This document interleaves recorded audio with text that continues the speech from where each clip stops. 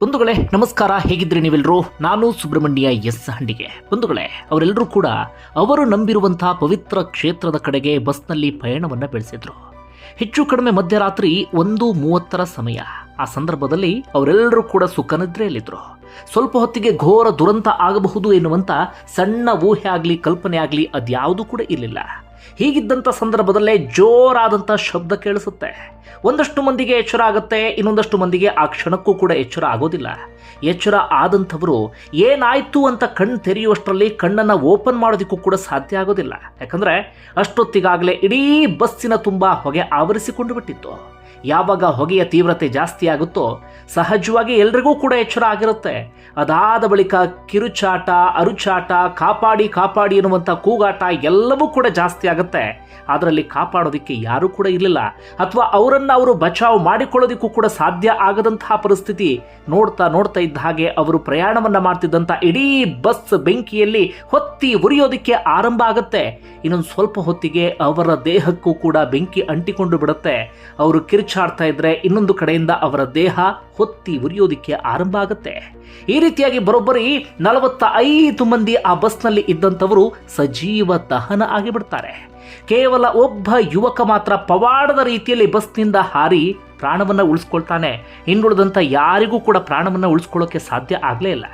ಅದು ಸಾಮಾನ್ಯ ಬಸ್ ಆಗಿದ್ರೆ ಕಿಟಕಿಯಿಂದ ಜಂಪ್ ಮಾಡ್ತಿದ್ರು ಅನ್ಸುತ್ತೆ, ಅಥವಾ ಡೋರಿಂದ ಎಸ್ಕೇಪ್ ಆಗ್ತಿದ್ರು ಅನ್ಸುತ್ತೆ, ಅಥವಾ ಇನ್ನೇನೋ ಮಾಡಿ ಅಲ್ಲಿಂದ ಎಸ್ಕೇಪ್ ಆಗೋದಕ್ಕೆ ಒಂದಷ್ಟು ಪ್ರಯತ್ನವನ್ನು ಪಡ್ತಾ ಇದ್ರು.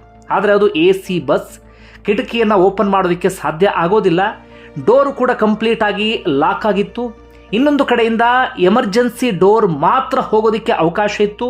ಆದರೆ ಎಮರ್ಜೆನ್ಸಿ ಡೋರ್ ಕಡೆಗೆ ತಡಕಾಡುವಷ್ಟರಲ್ಲಿ ಇಡೀ ಬಸ್ಗೆ ಬೆಂಕಿ ಹೊತ್ತಿ ಉರಿದು ಬಿಟ್ಟಿತ್ತು. ಹೀಗಾಗಿ ಯಾರಿಗೂ ಕೂಡ ತಮ್ಮನ್ನು ತಾವು ಬಚಾವ್ ಮಾಡಿಕೊಳ್ಳೋದಕ್ಕೂ ಸಾಧ್ಯ ಆಗಿಲ್ಲ, ಅಥವಾ ಇನ್ನೊಬ್ಬರನ್ನ ರಕ್ಷಣೆ ಮಾಡೋದಕ್ಕೂ ಕೂಡ ಅಲ್ಲಿ ಸಾಧ್ಯ ಆಗಲೇ ಇಲ್ಲ. ಬಂಧುಗಳೇ, ಈ ರೀತಿಯಾಗಿ ಮತ್ತೊಂದು ದುರಂತ ನಡೆದಿದೆ. ಇತ್ತೀಚಿನ ದಿನಗಳಲ್ಲಿ ಇಂತಹ ಸಾಲು ಸಾಲು ದುರಂತಗಳನ್ನು ನಾವೆಲ್ಲರೂ ಕೂಡ ಗಮನಿಸ್ತಾನೆ ಇದ್ದೀವಿ. ಈ ಘಟನೆ ನಡೆದಿದ್ದು ಸೌದಿ ಅರೇಬಿಯಾದಲ್ಲಿ. ಸೌದಿ ಅರೇಬಿಯಾದಲ್ಲಿ ನಡೆದಂಥ ದುರಂತದ ಬಗ್ಗೆ ನಾವ್ಯಾಕೆ ಚರ್ಚೆ ಮಾಡ್ತಿದ್ದೀವಿ ಅಂದರೆ, ಆ ಬಸ್ನಲ್ಲಿ ಸಾವನ್ನಪ್ಪದಂಥವ್ರು ಯಾರು ಕೂಡ ಸೌದಿ ಅರೇಬಿಯಾದವರಲ್ಲ, ಅವರೆಲ್ಲರೂ ಕೂಡ ಭಾರತೀಯರು. ಅದರಲ್ಲೂ ಕೂಡ ನಮ್ಮ ಪಕ್ಕದ ತೆಲಂಗಾಣದ ಹೈದರಾಬಾದ್ ಮೂಲದವರು ಬಹುತೇಕರೆಲ್ಲರೂ ಕೂಡ ಸುಟ್ಟು ಕರಕಲಾಗಿಬಿಟ್ಟಿದ್ದಾರೆ. ಇನ್ನೂ ಘೋರ ಅಂದರೆ 2 ಫ್ಯಾಮಿಲಿ ಕಂಪ್ಲೀಟ್ ಆಗಿ ನಿರ್ನಾಮ ಆಗಿ ಹೋಗಿದೆ. ಒಂದು ಕುಟುಂಬ, ಚಾರ್ಟೆಡ್ ಅಕೌಂಟೆಂಟ್ ಕುಟುಂಬ ಅಂತೆ, ಅದರಲ್ಲಿ 7 ಮಂದಿ ಇದ್ರು ಆ ಕುಟುಂಬದವರು. 7ಕ್ಕೆ 7 ಮಂದಿಯೂ ಕೂಡ ಸಜೀವ ದಹನ ಆಗಿದ್ದಾರೆ. ಇನ್ನೊಂದು ಕುಟುಂಬಕ್ಕೆ ಸಂಬಂಧಪಟ್ಟಂತವರು 8 ಜನ ಇದ್ರು. 8ಕ್ಕೆ 8 ಮಂದಿಯೂ ಕೂಡ ಸಜೀವ ದಹನ ಆಗಿದ್ದಾರೆ. ಇನ್ನೊಂದು ಕುಟುಂಬದವರು 6 ಜನನೋ 7 ಜನರನ್ನೋ ಇದ್ರಂತೆ, ಅದರಲ್ಲಿ ಒಬ್ಬ ಮಾತ್ರ ಎಸ್ಕೇಪ್ ಆಗಿದ್ದಾನೆ. ಇನ್ನುಳಿದಂತೆ ಎಲ್ಲರೂ ಕೂಡ ಆ ಬಸ್ನಲ್ಲಿ ಸುಟ್ಟು ಕರಕಲಾಗಿಬಿಟ್ಟಿದ್ದಾರೆ. ದುರಂತ ಹೇಗೆ ನಡೀತು, ಏನು ಕತೆ, ಒಂದಷ್ಟು ವಿವರವನ್ನು ಗಮನಿಸ್ತಾ ಹೋಗೋಣ. ಬಂಧುಗಳೇ, ಅವರೆಲ್ಲರೂ ಕೂಡ ಮೆಕ್ಕಾಗೆ ಹೋಗಿ, ಅಂದರೆ ಮುಸ್ಲಿಮರ ಪವಿತ್ರ ಕ್ಷೇತ್ರ ಅಥವಾ ಪವಿತ್ರ ಸ್ಥಳ ಅಂತ ಯಾವುದನ್ನು ನಂಬಲಾಗುತ್ತೋ ಸೌದಿ ಅರೇಬಿಯಾದ ಮೆಕ್ಕಾ, ಆ ಮೆಕ್ಕಾಗೆ ಹೋಗಿ ಸೀದಾ ಮದೀನಾ ಕಡೆಗೆ ಪ್ರಯಾಣವನ್ನು ಬೆಳೆಸಿದ್ರು. ಬಸ್ಸು AC ಬಸ್ ಅದು. ಆ ಬಸ್ನಲ್ಲಿ 20 ಮಹಿಳೆಯರು, 11 ಪುಟ್ಟ ಮಕ್ಕಳು ಸೇರಿದಂತೆ ಒಟ್ಟಾರೆಯಾಗಿ 46 ಮಂದಿ ಪ್ರಯಾಣವನ್ನು ಮಾಡ್ತಾ ಇದ್ರು. ಹೈದರಾಬಾದ್ ಮೂಲದವರು ಬಹುತೇಕರೆಲ್ಲರೂ ಕೂಡ. ಒಟ್ಟಾರೆಯಾಗಿ ಇಲ್ಲಿಂದ ಹೋಗಿದ್ದು 54 ಮಂದಿ. ಉಳಿದಂಥವರು ಮೆಕ್ಕಾದಿಂದ ಮದೀನಕ್ಕೆ ಹೋಗೋದಕ್ಕೆ ಕಾರನ್ನು ಚೂಸ್ ಮಾಡ್ತಾರೆ. ಇನ್ನು ಯಾರ್ಯಾರು ಬಾಕಿ ಉಳ್ಕೊಳ್ತಾರೆ ಅವರೆಲ್ಲರೂ ಕೂಡ ಒಂದು ಲಕ್ಸುರಿ ಬಸ್ನಲ್ಲಿ ಪ್ರಯಾಣವನ್ನು ಬೆಳೆಸ್ತಾ ಇದ್ದಂಥವರು. ನಿಮ್ಮೆಲ್ಲರಿಗೂ ಕೂಡ ಗೊತ್ತಿರುವ ಹಾಗೆ ಮೆಕ್ಕಾದಿಂದ ಮದೀನಾಗೆ ಹೆಚ್ಚು ಕಡಿಮೆ 434 ಕಿಲೋಮೀಟರ್ ಇದೆ. ಬಸ್ನಲ್ಲಿ ಅಂತ ಆದರೆ ಒಂದು 6ರಿಂದ 6.5 ಗಂಟೆ ಪ್ರಯಾಣ ಆಗುತ್ತೆ. ಅದು ಮರುಭೂಮಿಯ ಪ್ರದೇಶ ಆದಂಥ ಕಾರಣಕ್ಕಾಗಿ ವಿಪರೀತ ಹೀಟ್ ಇರುತ್ತೆ. ಹೀಗಾಗಿ ದುಡ್ಡಿದ್ದಂಥವರೆಲ್ಲರೂ ಕೂಡ ಬಹುತೇಕ AC ವೆಹಿಕಲ್ಗಳನ್ನೇ ಚೂಸ್ ಮಾಡ್ಕೊಳ್ತಾರೆ. ಹೀಗಾಗಿ ಇವರೆಲ್ಲರೂ ಕೂಡ AC ವೆಹಿಕಲ್ಗಳನ್ನೇ ಆಯ್ಕೆ ಮಾಡಿಕೊಂಡಿದ್ರು. ಇನ್ನೇನು ಮದೀನಾಗೆ ತಲುಪೋದಕ್ಕೆ ಒಂದು 25 ಕಿಲೋಮೀಟರ್ ಬಾಕಿ ಇತ್ತು. ಅದರ ನಡುವೆಯೇ ಸೌದಿ ಅರೇಬಿಯಾದ ಮುಫರಿಹತ್ ಎನ್ನುವಂಥ ಪ್ರದೇಶದಲ್ಲಿ ಇಂಥದ್ದೊಂದು ದುರಂತ ಸಂಭವಿಸಿ ಬಿಡುತ್ತೆ. ಹೇಗಾಯಿತು ಅಂದರೆ, ಮಧ್ಯರಾತ್ರಿ 1:30 ಸಮಯ ಅದು. ಬಸ್ ತನ್ನ ಪಾಡಿಗೆ ತಾನು ಹೋಗ್ತಾ ಇರುತ್ತೆ. ಎದುರುಗಡೆಯಿಂದ ಡೀಸೆಲ್ ತುಂಬಿದ್ದಂಥ ಟ್ಯಾಂಕರ್ ಒಂದು ಬಂದುಬಿಡುತ್ತೆ. ಆ ಸಂದರ್ಭದಲ್ಲಿ ಏನಾಯಿತು ಅನ್ನುವಂಥ ಸ್ಪಷ್ಟತೆ ಯಾರಿಗೂ ಕೂಡ ಇಲ್ಲ. ಬಸ್ ಡ್ರೈವರ್ ಏನಾದರೂ ನಿದ್ರೆ ಮಂಪರ್ನಲ್ಲಿದ್ನಾ, ಅಥವಾ ಡೀಸೆಲ್ ಟ್ಯಾಂಕರ್ ಓಡಿಸ್ತಾ ಇದ್ದಂಥ ಡ್ರೈವರ್ ಏನಾದರೂ ನಿದ್ರೆ ಮಂಪರ್ನಲ್ಲಿದ್ನಾ, ಯಾವುದಕ್ಕೆ ಸಂಬಂಧಪಟ್ಟಾಗಿಯೂ ಕೂಡ ಕ್ಲಾರಿಟಿ ಇಲ್ಲ. ರಸ್ತೆಯೇ ಸಮಸ್ಯೆ ಇಲ್ಲ ಅಂತ ಹೇಳ್ತಿದ್ದಾರೆ. ರಸ್ತೆಯಲ್ಲಿ ಇನ್ನೇನೋ ಆಯಿತು ಹಾಗೆ ಹೀಗೆ ಅಂತೇಳಿ. ಒಟ್ಟಾರೆಯಾಗಿ ಮುಖಾಮುಖಿ ಡಿಕ್ಕಿ ಆಗಿದೆ. ಡೀಸೆಲ್ ಟ್ಯಾಂಕರ್ ಆದಂಥ ಕಾರಣಕ್ಕಾಗಿ ಸಂಪೂರ್ಣವಾಗಿ ಡೀಸೆಲ್ನ ತುಂಬಿಕೊಂಡು ಬರ್ತಾ ಇದ್ದಂಥ ಟ್ಯಾಂಕರ್ ಅದು ಸಣ್ಣ ಕಿಡಿ ಹೊತ್ತುಕೊಳ್ತಾ ಇದ್ದ ಹಾಗೆ ಇತ್ತೀಚೆಗೆ ಒಂದು ಬಸ್ಸು ದುರಂತವನ್ನು ನೀವೆಲ್ಲರೂ ಕೂಡ ಗಮನಿಸಿದ್ರೆ, ಬೆಂಗಳೂರಿಗೆ ಬರ್ತಾ ಇದ್ದಂಥ ಬಸ್ ಅದು ಹೈದರಾಬಾದ್ನಿಂದ ಬೆಂಗಳೂರಿಗೆ. ಅಲ್ಲೇನಾಯಿತು ಅಂದರೆ ಕೆಳಗಡೆ ಬೈಕ್ ಸಿಕ್ಕಾಕೊಳ್ಳುತ್ತೆ, ಬೈಕಿಂದ ಕಿಡಿ ಹೊತ್ಕೊಳ್ಳುತ್ತೆ, ಅಲ್ಲಿ ಇಡೀ ಬಸ್ಸಿಗೆ ಬೆಂಕಿ ಆವರಿಸ್ಕೊಳ್ಳೋದಕ್ಕೆ ಸ್ವಲ್ಪ ಟೈಮ್ ತೆಗೆದುಕೊಳ್ಳುತ್ತೆ. ಹೀಗಾಗಿ ಒಂದಷ್ಟು ಜನ ಹೇಗೋ ಎಮರ್ಜೆನ್ಸಿ ಡೋರ್ ಮೂಲಕ ಬೇರೆ ಬೇರೆ ಕಡೆಗಳಿಂದ ಎಸ್ಕೇಪ್ ಆಗಿ ಬಿಡ್ತಾರೆ.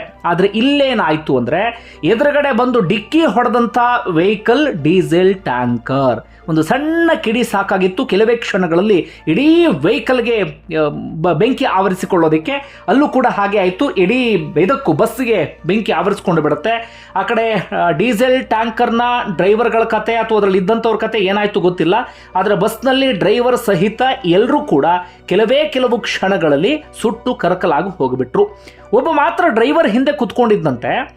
ಆತ ಹೇಗೆ ಎಸ್ಕೇಪ್ ಆದ ಅನ್ನೋದು ಯಾರಿಗೂ ಕೂಡ ಈ ಕ್ಷಣಕ್ಕೂ ಕ್ಲಾರಿಟಿ ಇಲ್ಲ.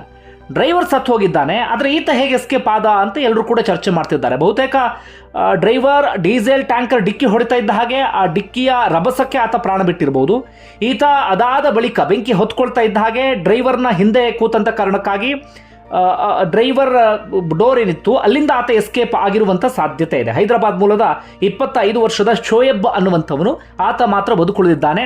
ಇನ್ಯಾರಿಗೂ ಕೂಡ ತಮ್ಮ ಪ್ರಾಣವನ್ನು ಉಳಿಸಿಕೊಳ್ಳೋದಿಕ್ಕೆ ಸಣ್ಣ ಅವಕಾಶವೂ ಕೂಡ ಸಿಕ್ಕಿಲ್ಲ. ಎಲ್ಲರೂ ಕೂಡ ಸುಟ್ಟು ಕರಕಲಾಗಿಬಿಟ್ಟಿದ್ದಾರೆ. ಎಲ್ಲರೂ ಕೂಡ ಪವಿತ್ರ ಕ್ಷೇತ್ರಕ್ಕೆ ಹೋಗ್ತಾ ಇದ್ದಂಥವರು. ನಮ್ಮ ಜೀವನ ಪಾವನ ಆಗಲಿ, ನಮ್ಮ ಬದುಕು ಅದ್ಭುತವಾಗಲಿ, ಇನ್ನು ಮುಂದೆ ನಾವು ಚೆನ್ನಾಗಿರಲಿ ಎನ್ನುವಂಥ ಬಯಕೆಯಲ್ಲಿ ಅವರು ಹೋದಂಥವರು.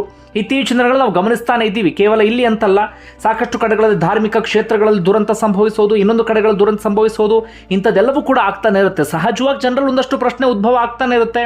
ನಾವು ದೇವರ ಬಳಿಗೆ ಹೋಗ್ತಾ ಇದ್ದಂಥ ಸಂದರ್ಭದಲ್ಲಿ ಹೀಗಾಗಿಬಿಡುತ್ತಲ್ಲ, ನಮ್ಮನ್ನು ಯಾಕೆ ದೇವರು ರಕ್ಷಿಸಲಿಲ್ಲ, ಈ ರೀತಿಯಂಥ ಪ್ರಶ್ನೆ, ಅಂಥದ್ದೇ ಚರ್ಚೆ ಎಲ್ಲವೂ ಕೂಡ ನಡೀತಾ ಇರುತ್ತೆ. ಇಲ್ಲೂ ಕೂಡ ಈಗ ಅಂತಹ ಒಂದಷ್ಟು ಚರ್ಚೆಗಳೆಲ್ಲವೂ ಕೂಡ ನಡೀತಾನೆ ಇದೆ. ಒಟ್ಟಾರೆಯಾಗಿ ಈ ರೀತಿಯಾಗಿ ದುರಂತ ಸಂಭವಿಸಿತು. ನಾನು ಆಗಲೇ ಹೇಳಿದ ಹಾಗೆ ಒಂದಷ್ಟು ಜನ ಇಡೀ ಕುಟುಂಬವನ್ನೇ ಕಳ್ಕೊಳ್ಳುವಂಥ ಪರಿಸ್ಥಿತಿ ಕೂಡ ಎದುರಾಯಿತು. ಸದ್ಯ ಪ್ರಧಾನಿ ನರೇಂದ್ರ ಮೋದಿ ಕೂಡ ಇದಕ್ಕೆ ಸಂಬಂಧಪಟ್ಟ ಹಾಗೆ ಟ್ವೀಟ್ ಮಾಡಿ ಸಂತಾಪವನ್ನು ಸೂಚಿಸಿದ್ದಾರೆ. ಇನ್ನು ಮೆಕ್ಕಾ ಮದೀನಾಗೆ ಸಂಬಂಧಪಟ್ಟ ಒಂದು ಸಣ್ಣ ಹಿನ್ನೆಲೆಯನ್ನು ನಾನು ಹೇಳ್ತೇನೆ, ಯಾಕಂದರೆ ಇನ್ನೊಂದಷ್ಟು ಕ್ಲಾರಿಟಿ ಸಿಗಲಿ ಎನ್ನುವ ಕಾರಣಕ್ಕಾಗಿ. ಯಾಕೆ ಹೋಗ್ತಾರೆ ಅನ್ನುವಂಥ ಪ್ರಶ್ನೆ ನಿಮ್ಮಲ್ಲಿ ಒಂದಷ್ಟು ಮಂದಿಗೆ ಇರಬಹುದು. ಅಲ್ಲಿ ಈ ರೀತಿಯಂಥ ದುರಂತ ಸಂಭವಿಸ್ತಾ ಇರೋದು ಪ್ರಥಮ ಬಾರಿಗೆ ಅಲ್ಲ. ಈ ಹಿಂದೆ 2024 ಕಳೆದ ವರ್ಷದ ಒಂದು ಇನ್ಸಿಡೆಂಟ್ ನಿಮಗೆ ನೆನಪಿರಬಹುದು. ಉಷ್ಣಾಂಶದ ತೀವ್ರತೆ ಜಾಸ್ತಿಯಾಗಿ 1,000ಕ್ಕೂ ಅಧಿಕ ಮಂದಿ ಅದೇ ಭಾಗದಲ್ಲಿ ಸಾವನ್ನಪ್ಪಿದ್ರು. 2015ರಲ್ಲಿ ಕಾಲ್ತುಳಿತ ಉಂಟಾಗಿ 2,400 ಮಂದಿ ಸಾವನ್ನಪ್ಪಿದ್ರು. 1990ರಲ್ಲಿ ಕಾಲ್ತುಳಿತದಿಂದಾಗಿ 1,426 ಮಂದಿ ಸಾವನ್ನಪ್ಪಿದ್ರು. ಆದರೂ ಕೂಡ ಯಾಕೆ ಹೋಗ್ತಾರೆ, ಈ ಹಜ್ ಯಾತ್ರೆಯನ್ನ ಅಥವಾ ಉಮ್ರಾ ಯಾತ್ರೆಯನ್ನು ಯಾಕೆ ಮಾಡ್ತಾರೆ ಅಂತ ನಾವು ಗಮನಿಸ್ತಾ ಹೋಗೋದಾದ್ರೆ, ಮೆಕ್ಕಾ ಮತ್ತೆ ಮದೀನಾ ಎರಡು ಪ್ರದೇಶ ಸೌದಿ ಅರೇಬಿಯಾದಲ್ಲಿ ಇರುವಂತಹ ಪ್ರದೇಶ. ಮೆಕ್ಕಾವನ್ನ ಇಸ್ಲಾಂ ಧರ್ಮದ ಪವಿತ್ರ ಸ್ಥಳ ಅಂತ ಕರೆಯಲಾಗುತ್ತೆ, ಅಥವಾ ಇಸ್ಲಾಂ ಧರ್ಮದ ತೊಟ್ಟಿಲು ಅಂತಲೂ ಕೂಡ ಹೇಳಲಾಗುತ್ತೆ. ಕಾರಣ ಮಹಮ್ಮದ್ ಪೈಗಂಬರ್ ಹುಟ್ಟಿದಂಥ ಸ್ಥಳ ಎನ್ನುವಂಥ ನಂಬಿಕೆ ಅನ್ನೋದಕ್ಕಿಂತ ಮಹಮ್ಮದ್ ಪೈಗಂಬರ್ ಹುಟ್ಟಿದಂಥ ಸ್ಥಳ ಅದು ಮೆಕ್ಕಾ, ಅವರು ಹುಟ್ಟಿದಂಥ ಸ್ಥಳ. ಹೀಗಾಗಿ ನಮಾಜ್ ಮಾಡುವಂಥ ಸಂದರ್ಭದಲ್ಲೂ ಕೂಡ ಆ ದಿಕ್ಕಿಗೆ ತಿರುಗಿಯೇ ನಮಾಜನ್ನು ಮಾಡಲಾಗುತ್ತೆ. ಅಲ್ಲಿ ಕಾಬಾ ಅಂತ ಹೇಳಿ ಕರಿತೀವಿ, ಕಪ್ಪು ಕಲ್ಲಿನಂತೂ ಒಂದು ಕಟ್ಟಡ ಇದೆ. ಅದನ್ನು ಅಲ್ಲ ಇರುವಂಥ ಸ್ಥಳ ಅಂತ ನಂಬಲಾಗುತ್ತೆ. ಅದರ ಸುತ್ತಲೂ ಕೂಡ ಪ್ರದಕ್ಷಿಣೆಯನ್ನು ಹಾಕಿಯೂ ಕೂಡ ಯಾತ್ರೆಯನ್ನು ಮಾಡಲಾಗುತ್ತೆ. ಆ ಕಾರಣಕ್ಕಾಗಿ ಮೆಕ್ಕಾ ಅತ್ಯಂತ ಪವಿತ್ರವಾದಂಥ ಸ್ಥಳ ಎನ್ನುವಂಥ ನಂಬಿಕೆ ಇದೆ. ಜೊತೆಗೆ ಅತ್ಯಂತ ಹಳೆಯ ಒಂದಷ್ಟು ಅವರ ನಂಬಿಕೆಗಳು ಅಂಥವೆಲ್ಲವೂ ಕೂಡ ಅಲ್ಲಿರುವಂಥ ಕಾರಣಕ್ಕಾಗಿ ಅಲ್ಲಿಗೆ ಹೋಗ್ತಾರೆ. ಇಸ್ಲಾಂ ಧರ್ಮದಲ್ಲಿ ಇರುವಂಥವರು ಒಮ್ಮೆ ಆದರೂ ಹಜ್ ಯಾತ್ರೆಯನ್ನು ಉಮ್ರಾ ಯಾತ್ರೆಯನ್ನು ಮಾಡಬೇಕು ಎನ್ನುವಂಥ ನಂಬಿಕೆಯೂ ಕೂಡ ಇದೆ. ಇನ್ನು ಮದೀನಾ ವಿಚಾರಕ್ಕೆ ಬರೋದಾದರೆ ಮೆಕ್ಕಾದಿಂದ ಒಂದು 434 ಕಿಲೋಮೀಟರ್ ದೂರದಲ್ಲಿ ಇದೆ. ಅದು ಎರಡನೇ ಪವಿತ್ರವಾದಂಥ ಸ್ಥಳ ಅಂತ ಕರೆಯಲಾಗುತ್ತೆ. ಕಾರಣ ಮಹಮ್ಮದ್ ಪೈಗಂಬರ್ ಅಲ್ಲಿಂದ ಮದೀನಾಗೆ ವಲಸೆ ಹೋದ್ರು ಅನ್ನುವಂಥ ಒಂದು ನಂಬಿಕೆ ಇದೆ.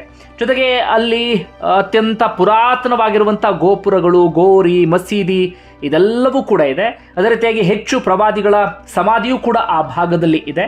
ಆ ಕಾರಣಕ್ಕಾಗಿ ಜೊತೆಗೆ ಒಂದು ಅತ್ಯಂತ ಹಳೆಯ ಮಸೀದಿಯೂ ಕೂಡ ಇದೆ, ಮೊದಲ ಮಸೀದಿ ಅಂತಲೂ ಕೂಡ ನಂಬಲಾಗುತ್ತೆ.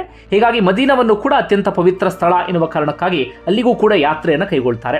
ಇಂಥ ಒಂದಷ್ಟು ಸಾಲು ದುರಂತ ಸಂಭವಿಸಿದ್ರೂ ಕೂಡ ಅದನ್ನು ಮೀರಿ ಪ್ರತಿ ವರ್ಷ ಅಲ್ಲಿಗೆ ಲಕ್ಷ ಸಂಖ್ಯೆಯಲ್ಲಿ ಭಕ್ತರು ಹೋಗ್ತಾರೆ. ಬಂಧುಗಳೇ, ನಿಮ್ಗೆ ಏನಿಸ್ತದೆ ಕಮೆಂಟ್ ಬಾಕ್ಸಲ್ಲಿ ಮೆನ್ಷನ್ ಮಾಡಿ. ಧನ್ಯವಾದ ವಿಡಿಯೋ ನೋಡಿದ್ದಕ್ಕೆ.